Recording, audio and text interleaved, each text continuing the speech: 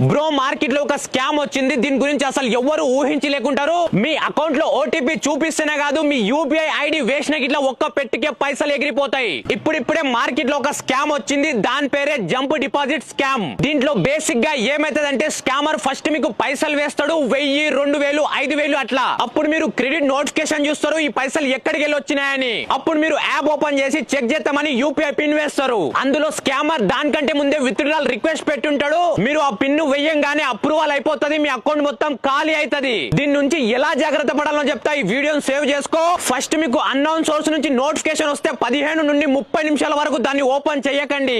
ఎందుకంటే దీని వల్ల విత్డ్రాల్ రిక్వెస్ట్ రిజెక్ట్ అవుతుంది. సెకండ్, ఇది ఎప్పుడైతే మీరు యాప్ ఓపెన్ చేస్తారో ఫస్ట్ టైం దాంట్లో రాంగ్ పిన్ వేయండి. ఒకవేళ ఆ రిక్వెస్ట్ ఉన్న గిట్లా డిలీట్ అయిపోతుంది.